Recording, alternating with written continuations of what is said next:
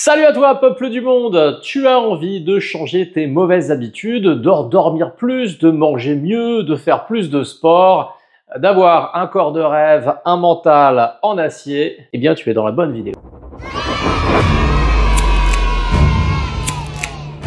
Pour réaliser tes objectifs, il y a ton pourquoi et le comment. Et pour le comment, j'ai créé ça. J'enseigne la prévention, mais je ne suis qu'un humain et comme vous, je fais des erreurs. La différence, c'est que je sais précisément lesquelles. Car oui, les patients me disent souvent, oui, on sait à peu près ce qu'il faut faire, mais on ne sait pas comment le faire. Moi aussi, j'ai besoin d'outils pour la motivation. Non. Je vais te parler d'un outil, mais d'abord, on va juste parler de la motivation intrinsèque. C'est ton pourquoi. Pourquoi est-ce que tu vas changer? Pourquoi est-ce que tu vas essayer de dormir plus? Pourquoi tu vas essayer d'être moins sédentaire, faire plus de sport? Ton pourquoi. Le pourquoi, logique, c'est ta santé. La perspective de rester en bonne santé, tout le monde s'en fout, en fait. Si vous faites de la prévention chez les enfants dans des classes, et vous leur expliquez ce qu'il faut faire, ça rentre dans une oreille, ça sort par une autre, parce que, ils sont jamais malades, ils vieilliront jamais, ils mourront jamais. Et c'est normal. C'est pour ça qu'on a arrêté de faire beaucoup de prévention à l'école. Ton pourquoi majeur, c'est ton bien-être. Et le problème, c'est que, à force de ne pas être dans un bien-être optimal, tu sais même plus ce que c'est, de pas te sentir fatigué, de te sentir en forme, de te sentir bien, patate, énergie, envie. Tu l'oublies. C'est quand la dernière fois que je me suis senti en forme? Tu sais, quand t'as 20 ans, que t'as une patate incroyable. Et si je prenais une patate pour illustrer mes propos? Ça va augmenter le temps de la vidéo, mais je te raconte quand même le pourquoi d'un de mes patients. C'est une histoire qui m'a marqué. Un patient vient voir et me raconte qu'il fumait 3 paquets de cigarettes tous les jours et qu'il se levait à 3 heures du matin pour fumer. C'est impressionnant et je te rassure pas, il y en a d'autres. Un soir, il va faire un bisou pour coucher ses enfants et sa fille de 9 ans lui dit « Papa, je dois te dire un truc ». Il s'assoit au bord du lit, il dit « Oui, ma chérie, qu'est-ce qui se passe ?»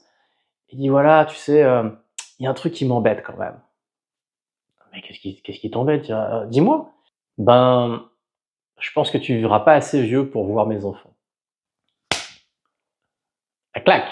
Ça lui a pris 4 mois pour arrêter définitivement. Ça, c'est un pourquoi puissant.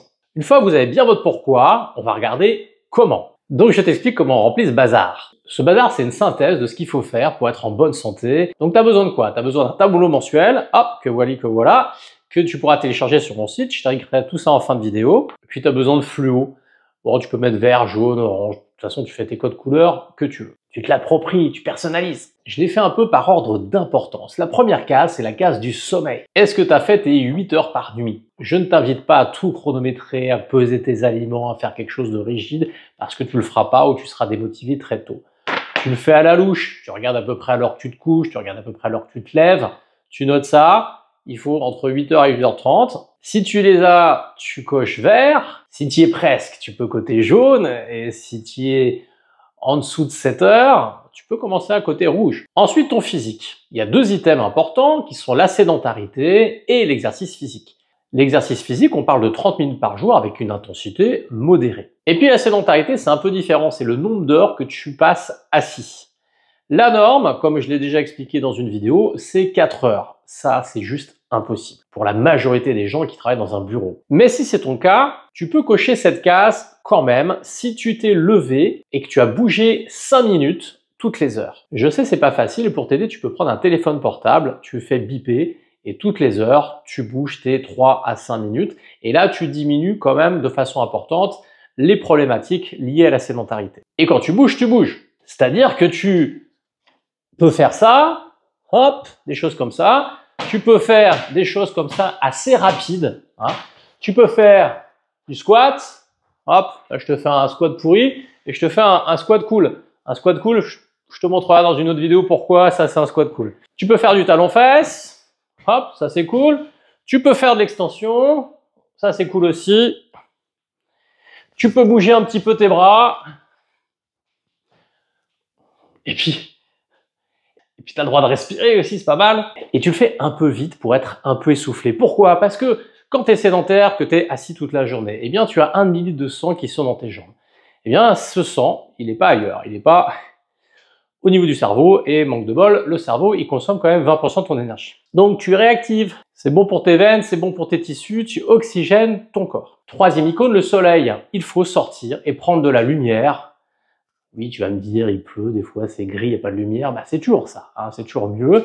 Ou si tu as une lampe spécifique pour la luminothérapie, c'est pas mal aussi. Ça a des intérêts sur ton moral, sur ta vitamine D, donc tes os, etc. Donc c'est cool. Parlons de bouffe. J'ai fait des trucs spécifiques sur la nutrition, tu le verras aussi sur mon site. Mais là, je t'explique un truc général. Qu'est-ce qu'il faut pour être en bonne santé au niveau de l'alimentation? Bah, faut tes 5 fruits et légumes par jour.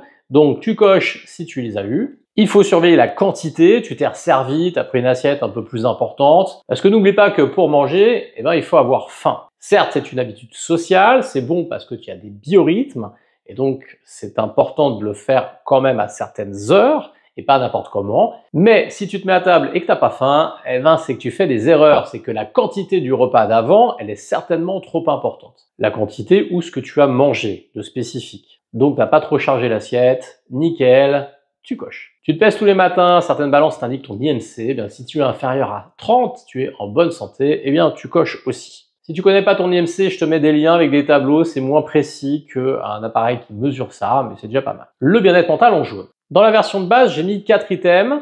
Le premier, est-ce que tu as fait de la relaxation? Alors ça, tout le monde n'aime pas forcément faire ça, mais tu prends 3 minutes de ton temps à respirer profondément, assis ou allongé, les yeux fermés, c'est plus facile. Et tu fais des respirations amples, comme ça, continue. Tu laisses vagabonder tes pensées. Deuxième colonne, est-ce que je prends du temps pour moi? J'ai beaucoup de patients qui s'en plaignent, soit parce qu'ils ont un boulot où ils y passent beaucoup d'heures, soit parce qu'ils s'occupent de leurs enfants qui sont jeunes, de leurs parents qui sont moins jeunes, et au final, boulot métro dodo, ils prennent pas de temps pour eux, et ça, c'est pas bon pour le bien-être. Et ce qu'il faut savoir, régénérer les batteries. La batterie mentale. Troisième item, les relations.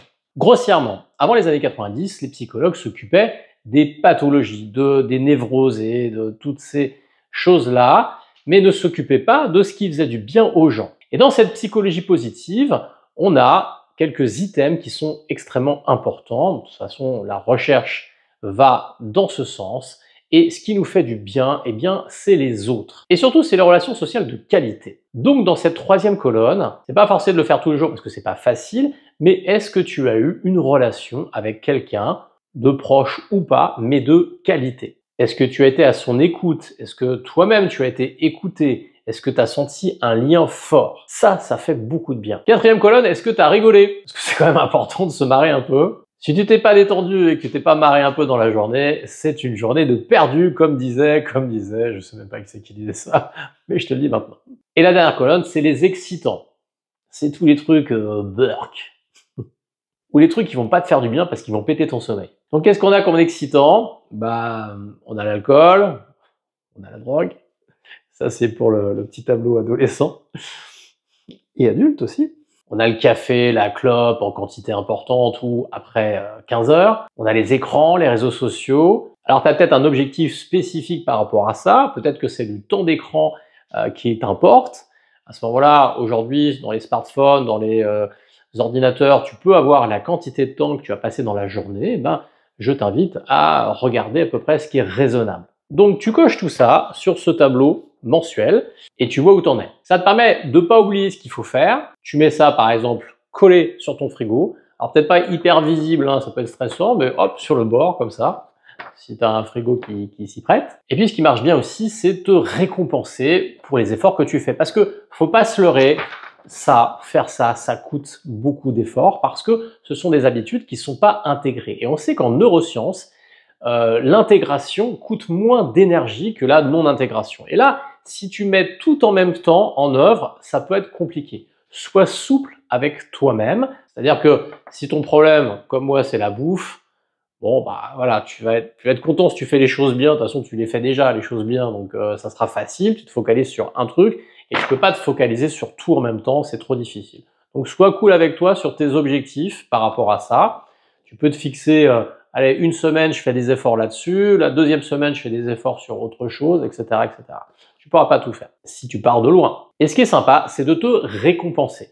Tu as fait des efforts, super, félicitations. Ta propre autosatisfaction peut suffire, mais peut-être que c'est bien de te dire, tiens, si j'arrive à le faire, qu'est-ce que je fais au bout d'une semaine?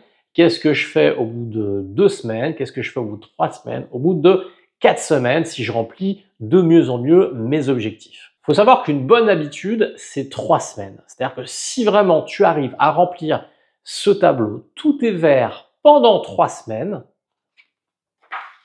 magique, tu n'as plus besoin de faire grand-chose. Et on l'a vu au niveau du cerveau qu'une habitude met 3 semaines quand on l'avait faite tous les jours. Pour les récompenses, tu choisis un truc que tu fais pas d'habitude. Si c'est je vais au ciné, je me prends une pizza, etc. Bon, si c'est sur la bouffe, quelque chose que tu ne t'autorises pas, tu pourrais éventuellement t'autoriser à le faire. C'est un peu dangereux. Tu vois, si par exemple, je sais pas, tu bois du coca ou des jus de fruits tout le temps, et tu te dis ah je m'autorise, ok, mais par contre en petite quantité.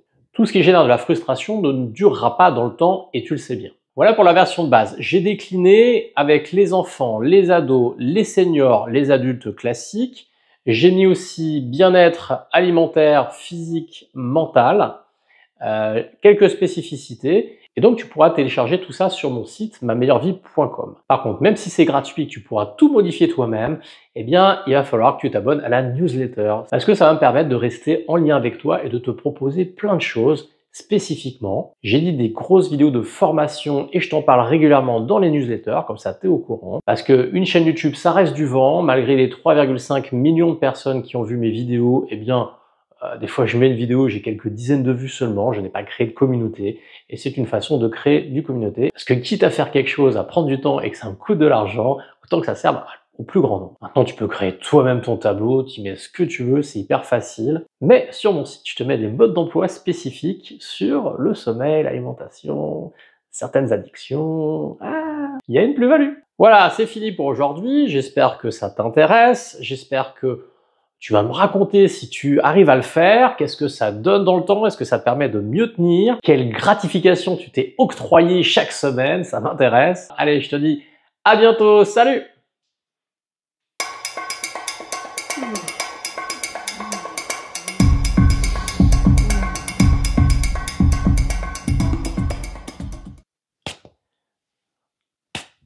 Je suis bien à la claque.